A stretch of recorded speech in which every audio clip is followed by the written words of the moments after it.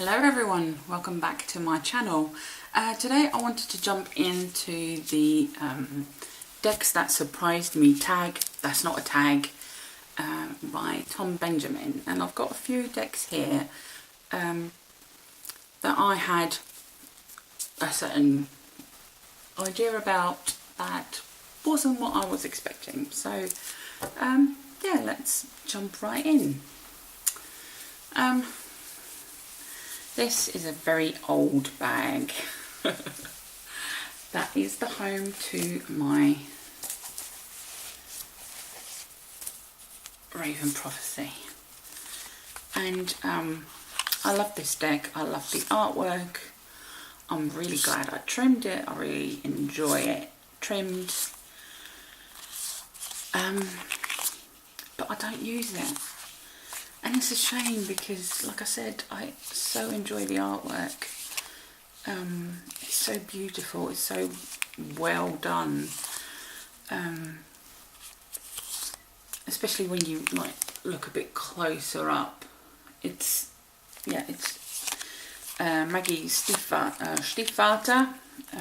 stepdad or stepfather.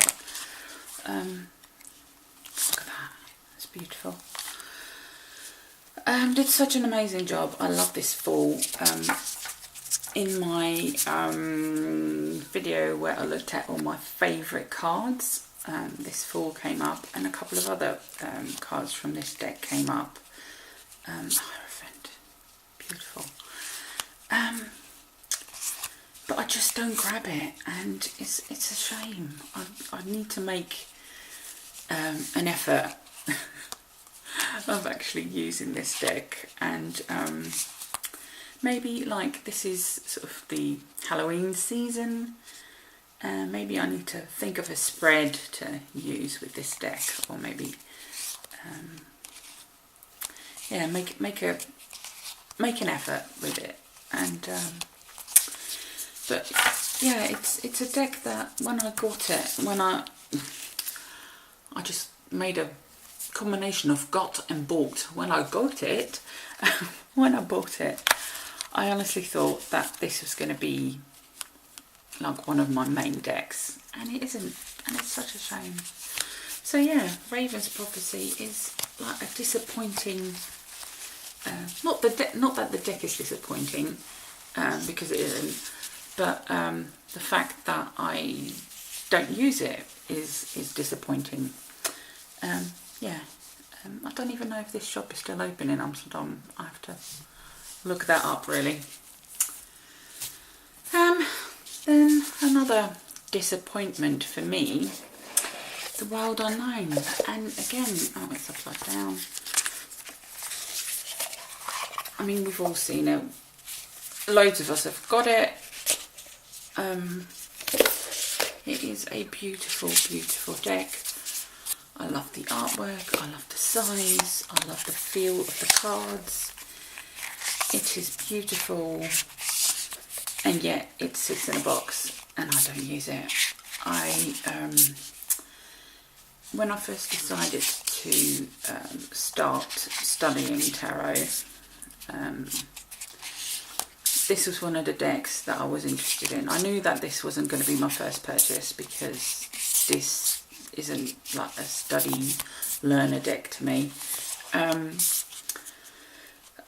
So I waited, and then I got it. I had seen so many beautiful pictures of this deck, and I was really drawn to it with the art, but because it's such a pippish deck, again, I don't reach for it. Maybe when I get a bit further into my studies, I'll be able to use it. I hope so, because, you know, it's so beautiful, and so many people love it, and I want to love it too. I'm going to try and put this back. It's difficult with the camera between us.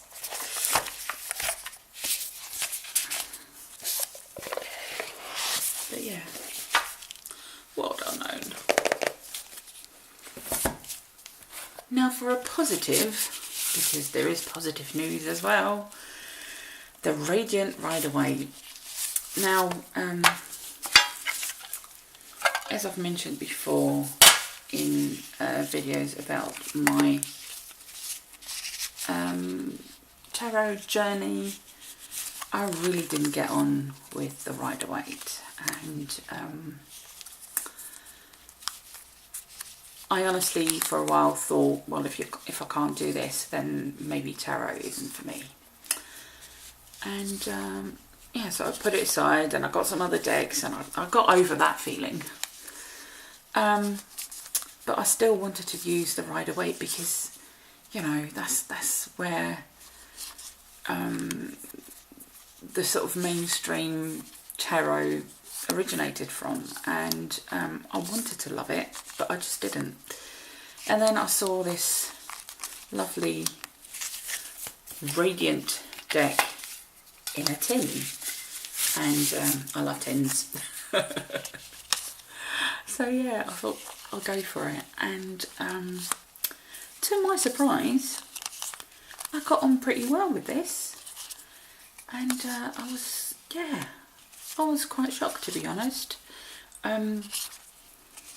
I am still tempted to trim the sides because I don't like the white borders, the wide white borders. They're far too big for my taste. But yeah, I'm quite surprised at how much I enjoyed working with this, and this is in my regular sort of routine to every now and again grab this for a week or two and use it for my daily draw. So yeah, really enjoyed this. So that was a nice surprise. Then on a not so nice surprise is the Magical Forest. Again, a deck I honestly thought I was going to really love and use a lot, and I just don't grab it. I think it's partly to do with the fact that all the languages are on the cards. There's 1, 2, 3, 4, 5, 6. And it's just too much, and I'm thinking of cutting it and maybe putting the name in the bottom instead of having them all around the cards. Maybe that will help, because I can't not have the name on it, because I would get confused. The kings and the queens. This is a queen and this is a king. I suppose you could tell by the crown, but I don't know. Yes, I would get confused. Oh, I don't read reversals. That's just lazy, lazy shuffling. So yeah, I think it's a shame that I don't grab it as often as I thought I was going to do. I think it also feels a bit spring-like, so maybe during the spring it might come back again in rotation. Yeah. They are so cute though. Look at that little fox. Yeah. She looks a bit, hang on, upside down as well. She looks a bit ninja,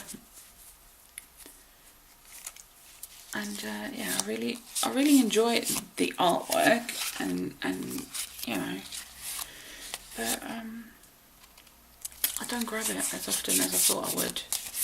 This is one of my favourite hermit cards. He's just like, oh, yeah. So yeah, maybe it just has to wait its turn, and then it will come back in rotation. Fingers crossed, hey? Oops. Tuck it back in. I'll deal with that later. positive surprise. The Morgan Greer. Now, for those of you who've been following me for quite some time, I don't really have to tell you how much I love this deck. I was born in the 70s, so the colouring feels very home to me. The artwork is really clear. It's very Waite. I can't remember if I got this before the Radiant. I'll have to look that up. I think I did, and I think this sort of helped me get into the Radiant, if I remember correctly. But yeah, I bought this, and yeah, straight out of the tin, as it were. I could read with it, and it really helped me read the symbolism, the Waite, and yeah, I really enjoyed it, and I don't think I put it down for about 2 months when I first got it, because I enjoy it so much. So yeah, that and like I said, it feels like, you know, like people talk about soul decks. This isn't a soul deck to me, this is a home deck. And yeah, if I ever would lose this, or it would get damaged or anything like that, I would for sure replace it, because I don't think I could be without it. It's made way for some other decks recently in rotation, but yeah, it will for sure come back again. And as I said, I love tins. They're so nice and handy, and easy to grab, and they don't break, and then you don't have to worry about tucking it in right and anything like that. You might want to put like a rubber band around it if you do chuck it in a bag or something like that, but yeah, it's perfect. I love it. Then a not so happy surprise. Oh, the Animal Totem Tarot. It's just, I don't know. I mean, the book, it's a really chunky book for just a deck. Let's see. 347. It has like a little bit about the card, like a message from the card, then a little blurb, like a story kind of thing, then the different readings, business and career, family and relationships, health and well-being, and then some journal prompts. So it's a really good book to sort of work through if that's what you want to do.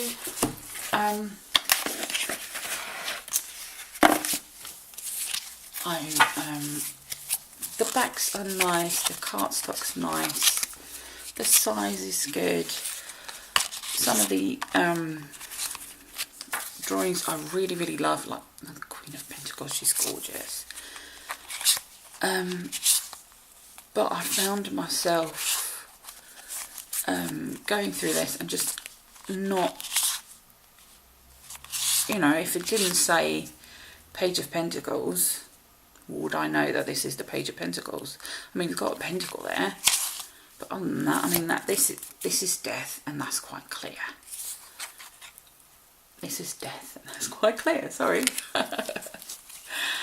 And that this is the world, yeah, you could get that, and that this is the Fool, that makes sense, that this is the Magician, yes.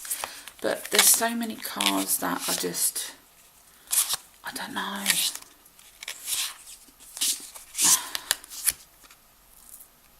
I don't know. So,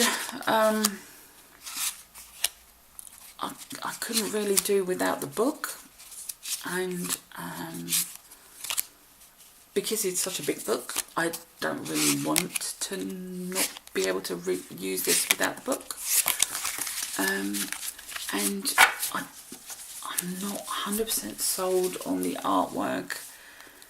It's a nice deck, but it's not my favourite, and I thought that it would be.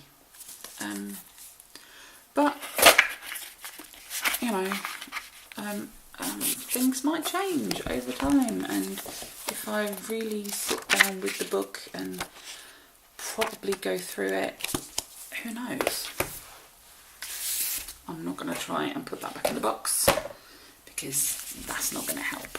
That's not going to work. Like, and then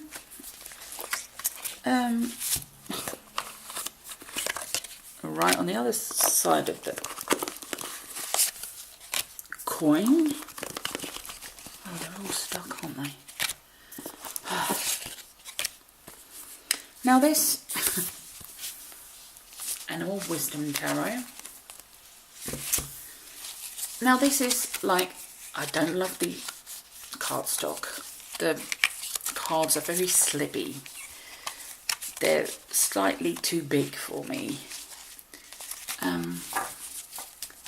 And I do need the book really to read this, but on the other hand, it's they're so cute, and I really like them, and I like them so much better than the Animal Totem. But the weird thing is, I kind of use this if I want to use it with the meanings from the book, it feels more like an oracle. But I do have these on my phone. I took some pictures of my cards of the month, and I use them as a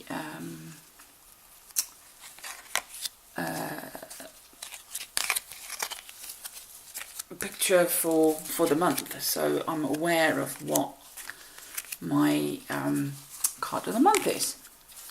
I will get my words out. I love this one. Ruler of the Open Heart. It's so beautiful. So yeah, it feels more accessible than the Animal Totem. And I wasn't expecting that at all. I thought this would feel more inner child, sort of. It is gentle, and it is sort of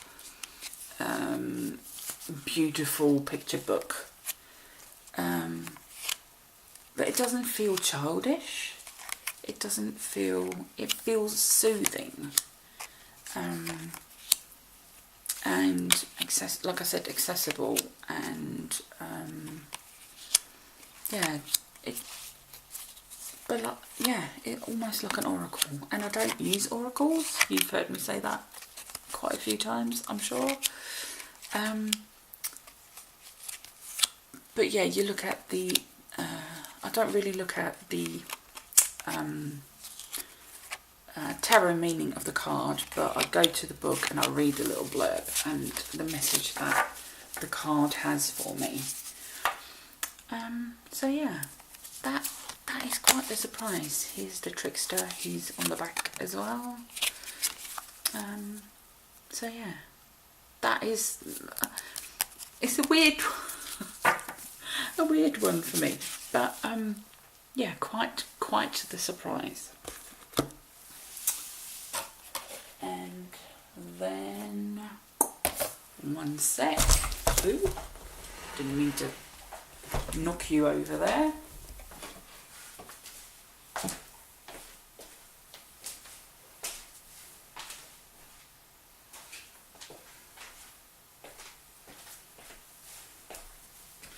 On to my two biggest surprises of the year, I would say.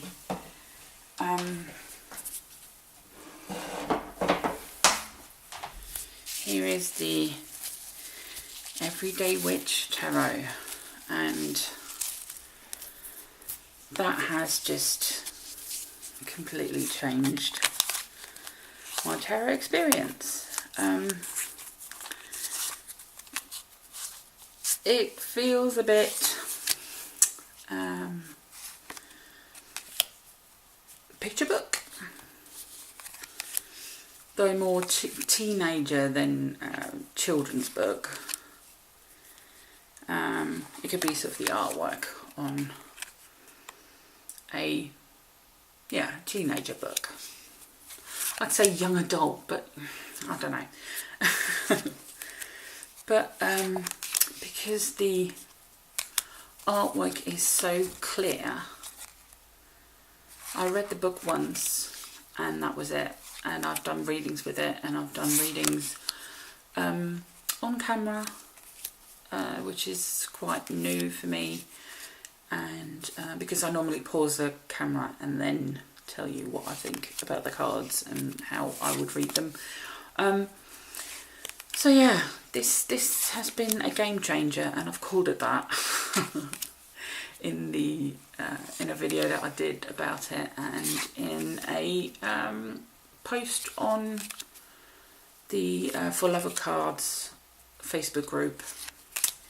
It has been a game changer, and I love it for it. And again, this is a deck that if I should ever lose it or it gets damaged or anything like that, this will be replaced. It's very accessible, it's very clear, it gives good readings. It's not a childish deck, which I thought at first. I was very on the fence about whether or not I was going to get this. I just got it on like a whim, really. But yeah, it's been such a good deck to read intuitively, which I didn't really do before this. And I just really, really love it. It's I don't know, like in my top 3 favourite decks. And it's competing for the first spot with the Greer, I think. So yeah, this was the biggest surprise of this year. Is this deck. And I keep it in a bag because, like I said, I've read the book once and I'll put it away in the box. And yeah, this is, I have this close to me at all times, at home that is, I don't take it anywhere. So I can easily grab it and do a quick reading with it, and I really enjoy it. So Everyday Witch, and then another huge surprise in more ways than one, Tarot of the Hidden Realm. I say in more ways than one because, as you might know, I got this as a giveaway prize from the lovely Simon of Two Spirit.